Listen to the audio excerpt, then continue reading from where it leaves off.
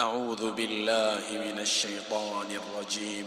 واعتصموا بحبل الله جميعا ولا تفرقوا واعتصموا بحبل الله جميعا ولا تفرقوا واذكروا نعمة الله عليكم إذ كنتم أعداء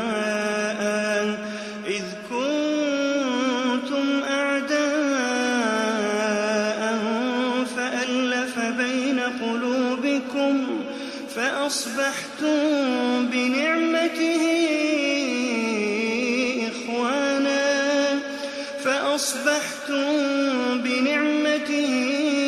إخوانا وكنتم على شفا حفرة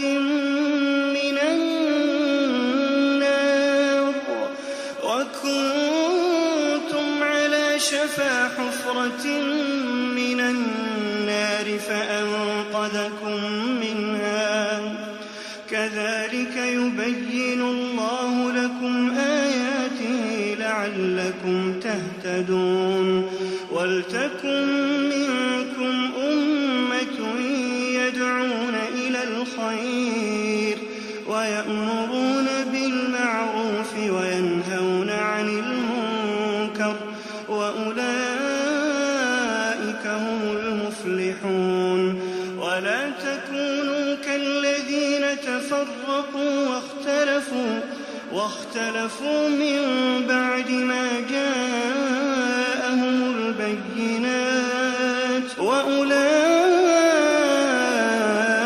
لهم عذاب عظيم ولا تكونوا. We had it, we felt it was okay. Naturally, human beings as we are, obviously. At that time, there were very few Ahmadis in Accra. And our national headquarters at that time was at Salt. So it was somewhere in the 70s that we moved the national headquarters from Salt to Accra because there were too many challenges having the headquarters at Salt. You know, communication was a problem. You know, that time telephone and telephone lines was quite a challenge. Apart from the fact that water wasn't available in Salt. And the ministries and agencies and other people that we necessarily have to do with, embassies and so on and so forth, they were all here in Accra, which meant that the Amir almost every other day, every second day will have to travel from Solpon to Accra and back, you know. That wasn't really helping us. So it was decided that the national headquarters be brought to Accra here. Now, when the national headquarters came to Accra, it's then that there was an influx of a lot of Ahmadis around, you know, and Accra too was opening up and developing. You know, you can imagine how fast Accra is growing. So that the influx of Ahmadis into Accra, I mean, is so great that the mosque obviously was just too small, so we had to keep on expanding and so on and so forth, until what we have now is what's standing there. Then, of course, office space. You see, office space. We built, I don't know whether you came through our receptions. The other day we used that space, that's but right. This time around we used You came just here. Yes, we came through there. If you had gone that way, you would have found that there is a three-story building too by the side of the other one where we sat. Wow. Now we put that one up and thought maybe it could solve our office space challenges as well as guest apartments, but found that it was just too inadequate. Wow. So we had to try to put up another one, larger one, and taller for that matter, with the hope that when we complete it, we will have enough space to do for our offices, for our library, for an exhibition hall, as well as a big conference hall. Apart from a few guest, apartments. Yes, that's what we have in mind. Really, we're doing now, and I think that is just about the maximum development that can be carried out in this limited space. You see? Yes. Mr. Amir is thinking of more. Oh yes, yes. We a lot more. I'm inclined to believe that very, very soon we'll have to vacate this place, put it to some other use, and establish a national headquarters somewhere in the outskirts of the city. But land is hard to come by now, in central Accra. This much land which we have now, if you talk of buying it today, The central value Accra is is ridiculous, Amir. too much. You pay in the tune of millions of dollars. Which I don't think we will venture into doing that. But I'm inclined to believe that in the outskirts, the immediate outskirts of Accra, we may be able to get an affordable piece of land to buy, to turn into the national headquarters, because Accra is spreading. If you travel from here to Winneba, you find it difficult to tell where Accra ends and where Winneba starts.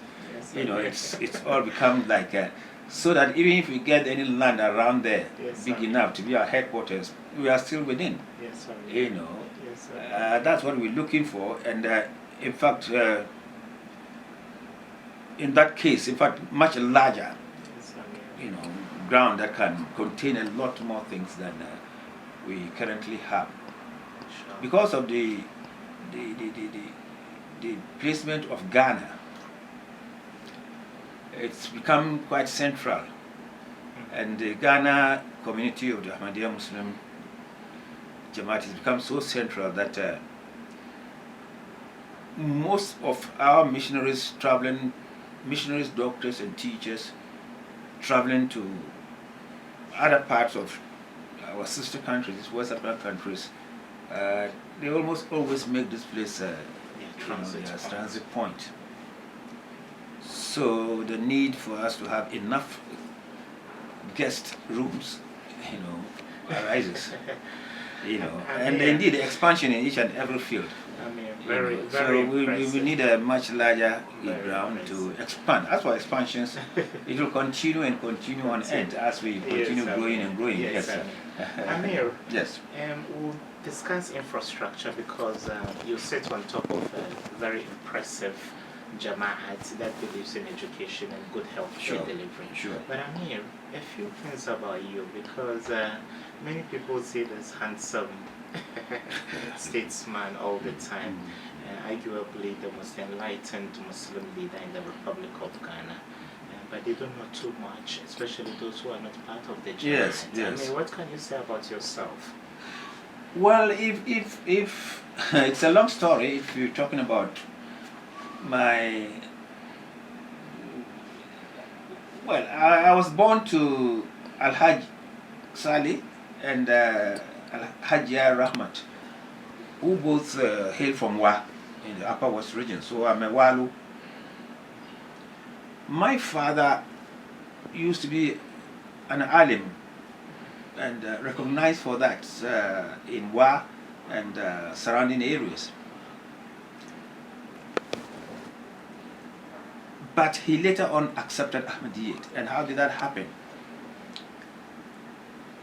At that time, groups of people used to travel from the north down south to engage in jobs during the cocoa seasons, for that matter.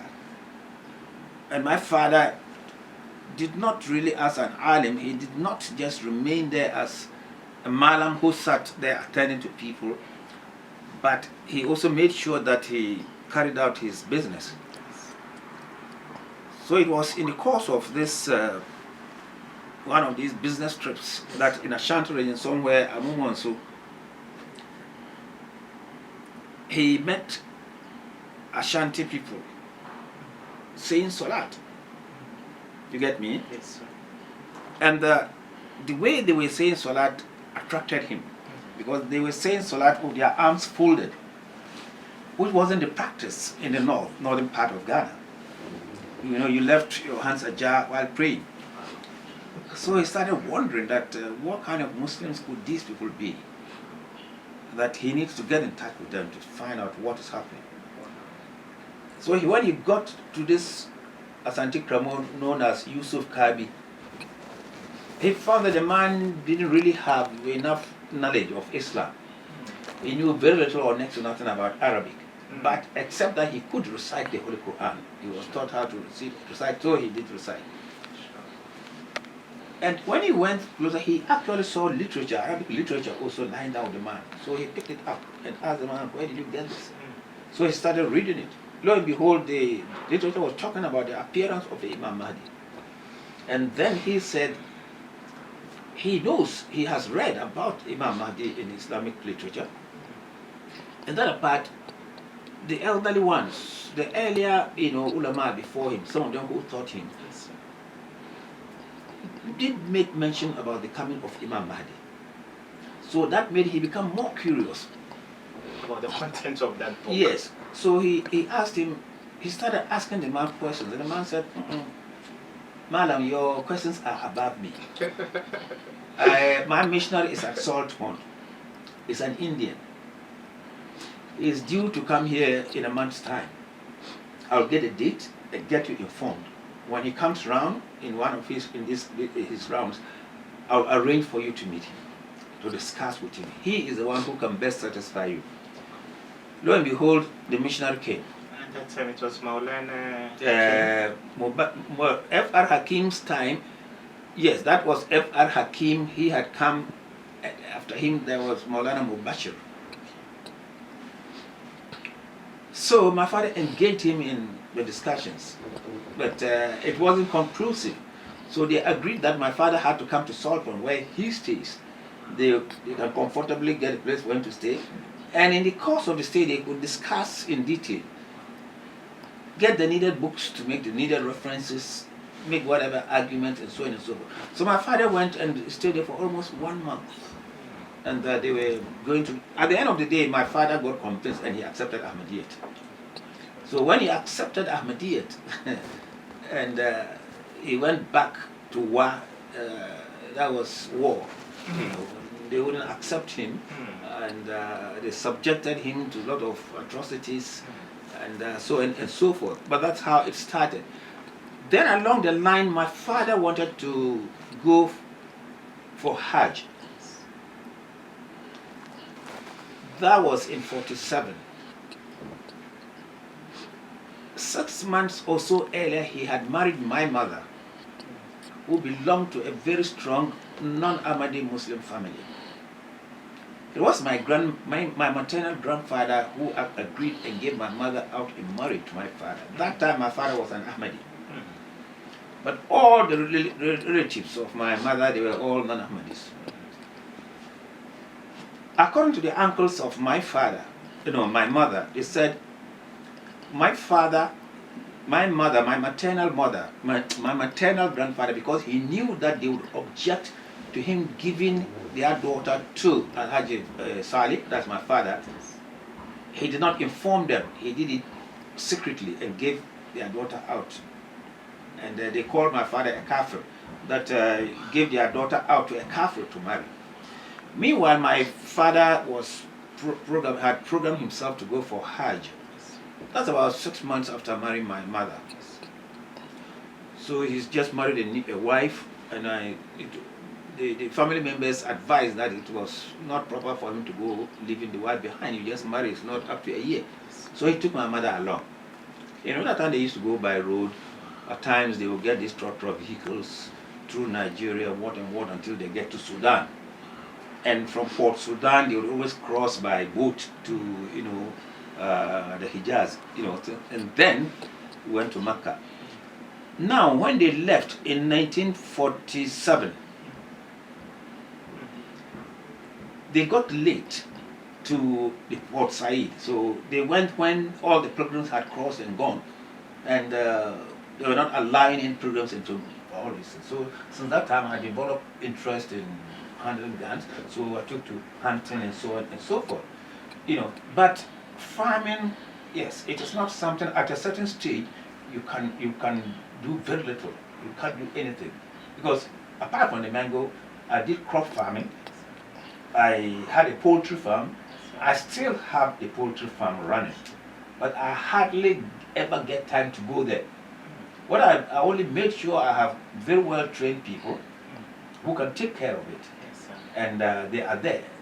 They run into trouble, they ask for advice because I have the experience. Yes, I mean. Even with the mission at Winneba here, Pomazi, we have a poultry farm belonging to the Jamaat. You know, there was Pomazi, there was an agric station there that belonged to the government, where the poultry industry of the country was, based.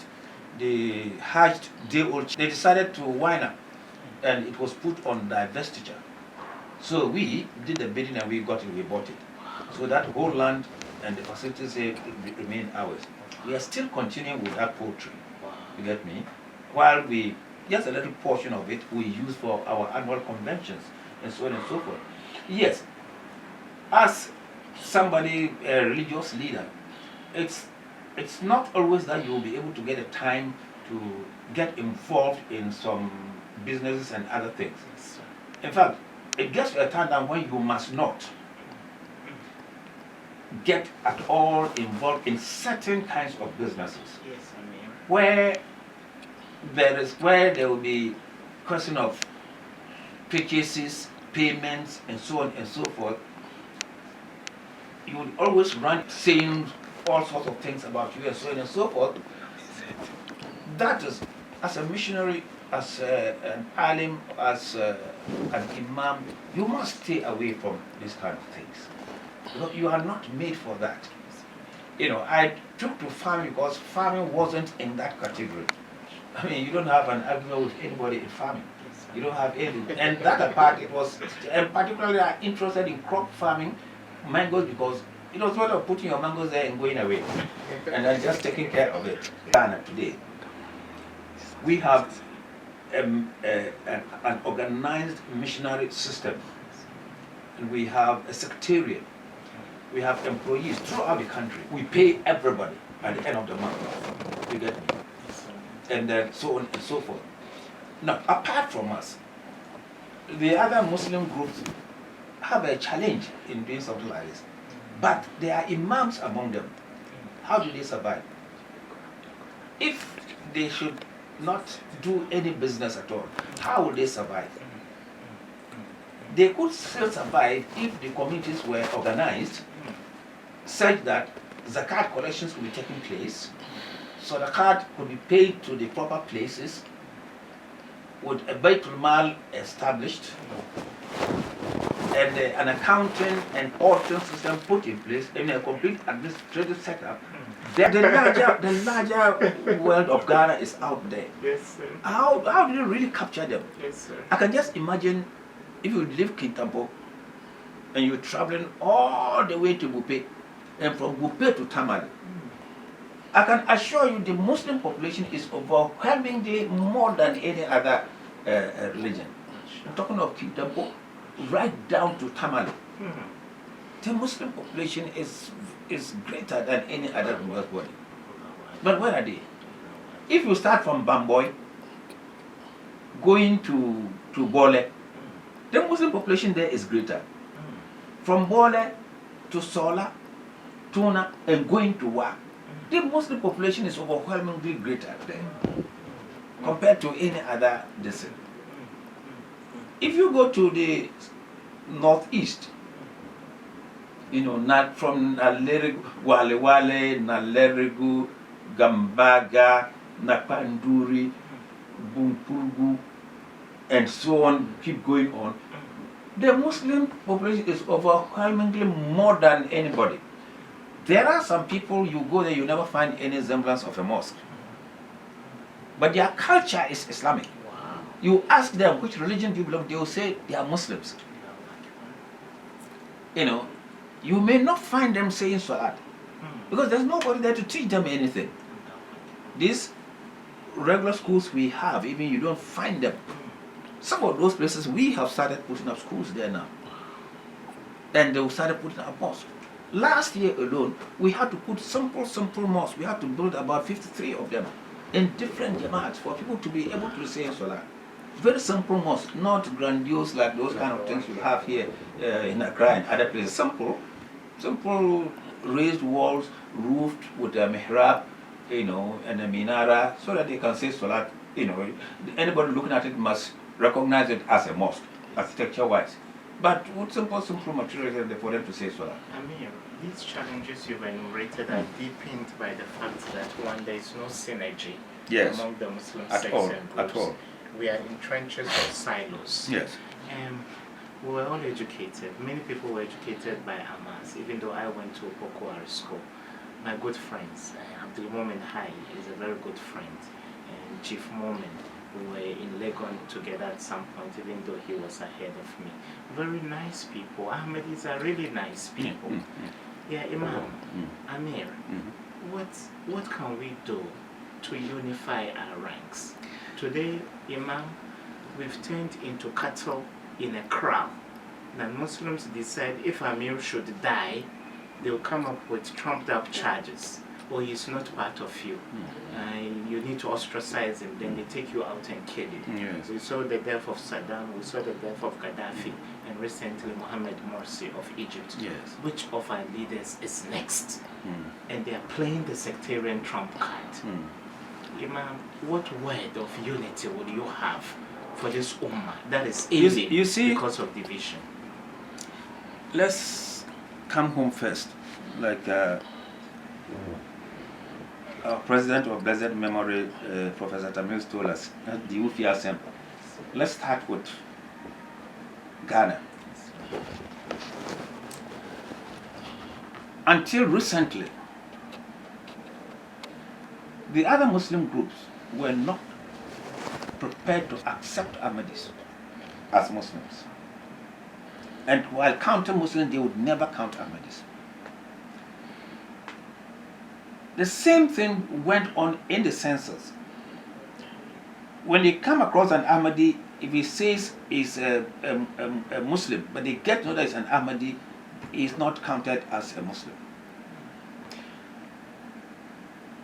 Sheikh Nuh Sharbutu, may Allah grant him longer life, he has done a lot of work to bring the Muslims together. Because he's felt the need for unity among the various Muslim groups.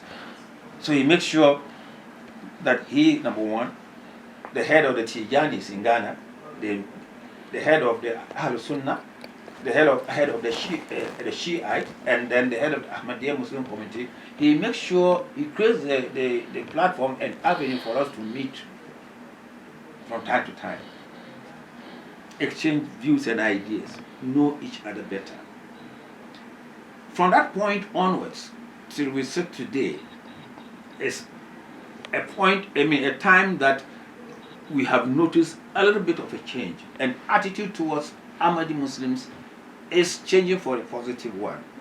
But that is even within the cities, Accra, Kumasi, those big places. Otherwise, no Muslim wanted to see the face of an Ahmadi. You get me? And that was not in our interest as Muslims altogether. You see, I keep saying that in Ghana we have what we call the Christian Council. We have the Catholic Secretariat. The things that divide the various individual members that form the Christian Council, those things are much greater and challenging than the things that divide the various Muslim sects. Yet, they have been able to form a Christian council, a council in which the Methodist and the Jehovah's Witness is able to meet eyeball to eyeball. A system in which the Catholic and the Charismatics, they are able to sit down and meet eyeball to eyeball. That is when it is an issue that has to do with Christianity. They put aside, they discard with the differences among them, and they come together in the interest of Christianity to chalk a way forward, and they all own it. That you cannot find in Islam. Among Muslims of Ghana. You see, we are fragmented here and there, and so on and so forth. Number one. Number two, leadership. Leadership is paramount. You see, Allah says in the Holy Quran that وَجَعَلْنَاكُمْ شُعُوبًا وقبائل لتعارفوا. Surprisingly, I mean, to be non-Muslim, Malam means someone who engages in sorcery. Yes. Or juju or voodoo. Yes. Which Because you see, you find it difficult to convince them that that is not true. That's not the meaning of Malam. I mean, Malam is Mualim, and so on and so forth. You get me? Yes, sir. Which was very, very unfortunate, you know, because the things that Islam teaches, if you come to morals, come to ethics, Islamic teachings are above board. Wow. It can't be compared to any other religion. Even if you must go into the scriptures to come up with the rudiments, with the principles of living society as a whole, comparatively between the literature, what you can get from Islam to build on, what you can get from the Quran, Hadith, and Sunnah to build on, you cannot find anything like that if you go to the other scriptures. You get me? So, the wrong practice of Islam does not really represent Islam. I keep telling people, look, if you want to know what Islam is, don't just look at Muslims as you find them. Go to the text. Islam is in the Quran. What does the Quran say about this or that? It's different from, it's not the same as, so it's a human being who is just like you. With all its flaws. Very good. So, if you want to blame Islam, go to the Quran. You either blame it there from the Quran or you praise it. Then you can be accommodated. But from any other source, it is not Islam that we are looking for. And if you criticize it, it's not Islam that you are criticizing. You are criticizing something else. Amir, what's the population of the Ahmadiyya Jamaat in Ghana currently? I honestly, we have not carried out any scientific census in Ghana on our population. But I'm looking at us, if our annual conventions is anything to go by, where we have about 40,000 people gathering or more at any given year, then we conclude that our population should be anything near 2 million or thereabout. 2 million? Yes, thereabout. Because if you go to northern region, even before northern, if you go to central region of Ghana, where Ahmadiyya started in the country, there is hardly any village in the central region that you would go and you wouldn't find that at least 50% of the people there are Ahmadis. But most people don't know about this. Now if you go to the northern regions, there we had a serious challenge, particularly when I was a missionary there. They wouldn't even allow me to preach. I went to Salaga to preach. They stoned me and threw me out. The police saved me. They got into my car and I ran away back to Tamale. Tamale at the taxi rank, the same thing. They stoned and spoiled our public address system. We ran away. I went to Walwale, the same thing. Boku, the same thing. Bolgatanga, the same thing. But in the last 10, 15 years, the story is different. And we now have access to the people. Prior to that, they would not even listen to us. But God, so good, now they are prepared to listen to us. So we're making lots and lots and lots of converts. For instance, last year alone,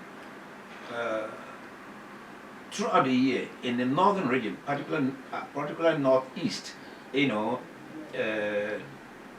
the Bimoba area, the Kokumba areas, the Mamprosi areas, we made about 15,000, buyouts.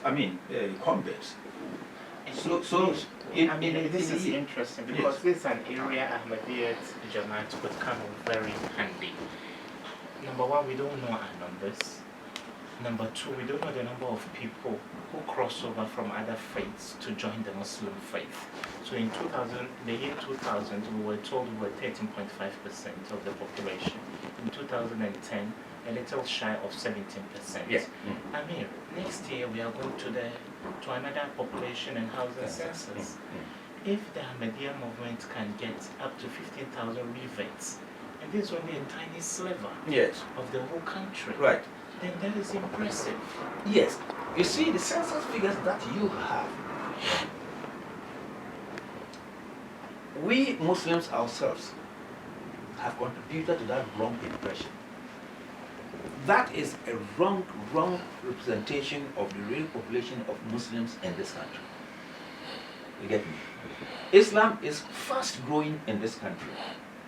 You see, if you see the areas, the settlements they call Zongo areas in Ghana, they are predominantly Muslim areas. Other people of different faiths do find residence in those Zongos, but ultimately such people become Muslims before. Not that they are forced into it. Islam is magnetic. It will draw you closer. It's a practical religion. You get me? And we are all over the place. Apart from the northern region itself, we do not educate our members to seriously participate in the census. For instance, during the last census, I was here in Accra. My house is at Weja, my own house. Nobody came there throughout. So I believe myself and my family members, and we're quite many. I believe not a single one of us was counted for the census. Now here is somebody living in Accra. What do you say about somebody somewhere in Tatali, a Muslim, who is going there to take the figures? The remote areas that we have even during elections, when political parties are very much interested in getting the numbers, how many of our people are they able to mobilize to come out to vote? So, I mean, what's the way forward? I thought of The way investing in this, getting devices from China. So, for every masjid or mashma where people pray, an estimate to contest. Let me tell you, how many places can you send your gadgets to in this country? There are so many Muslim Jamaats dotted throughout the country, particularly if you go to the north. They are dotted here and there. How many of them are you going to capture? Some of them don't even have mosque to say salat. You know our people, they just put some stones around like this and say salat there. How many of them, who goes anywhere near them to capture them? Those are the challenges. But to overcome it, it's a matter of we ourselves resolving to ensure that the education goes to our members, and we insist that every Muslim should ensure that he or she is counted. And when counted to, you must let them know that you are a Muslim. It also depends on the census officers, whether they will give proper information on you or not. How do they interact with most of our illiterate brethren? Me, I always look at the north, for instance, from northern region to upper west to upper east. How do you interact with them to know who the Muslims are, how many they are, and so on and so forth? The best is Accra, Takrade, Kumasi, Tema, Minini, then Tamale Central. To have component parts. Those components coming together give you a corporate body, which is formidable, stronger, and lasting. That corporate body too can survive if a leadership system is created within it. A leadership system that is acceptable also to all. It cannot be a corporate body if there is no ultimate leader and everybody is rallies around that leader. Those are the things, the basic things that are lacking among the Muslims of Ghana. Now, the national chief imam here, who is here in Accra, as far as the Alpha Ajura group in Tamale is concerned, he is nothing. They don't recognize him as national anything. You get me? The Ahl Sunnah, until recently I said that he's able, I don't know how he managed it, to bring us together. They didn't recognize him as a Muslim even. And the Tijaniya and the this and that, they didn't recognize each other. And we're just going about in our fragmented order. Nobody can call us to order. We can't even identify common interests, much less talk of finding ways and means of solving those common challenges that will come across. So there was no way we could move on. This national picture which I have just painted is the same thing you find out there in the international community of Muslims. Now, if you look the whole way around the world of Islam, who is the leader of the Muslims? Let's start with which country can you call the headquarters of Islam? Is it Saudi Arabia? No. Is it Egypt? Iran? Is it Iran? No. There you have it. So that is the larger picture of what is happening here in Ghana. Like in Ghana, for instance, even though we don't have we are not blessed with that unity, we still keep on chastising, ostracizing each other, you know, calling each other all sorts of names, you know, which is meant to divide us even the more. Now, I don't want to sound like somebody preaching Ahmadiyyat, but the fact is that all this boils down to leadership. Because there isn't, that leadership is actually what we call Khilafat. After Rasul Karim Muhammad Mustafa sallallahu alaihi wasallam, the institution of Khilafat was established. And for as long as the Khilafat remained among the Muslims, the Muslim group was a force in each and every respect. And they made progress. Islam kept expanding and expanding and expanding, right from Hazrat Abu Bakr, Hazrat Umar, Hazrat Uthman, Hazrat Ali. By Hazrat Ali's time, we had become so materialistic that we couldn't hold on to the Khilafat. And we lost that Khilafat. Became materialistic. Then we have the Umayyads coming on, who claim to have a Khalifa, but they shied away calling him for a Khalifa. They call him Amirul Mu'mineen. Fine, that's okay, Amirul Mu'mineen. But the fact is that my children, they are all grown, they are grown big, and they are in their various places, and they left me with my old woman here. Yes, Amir. Thank you so much, Amir. I'll give you a hat. Amir, I'll come. I didn't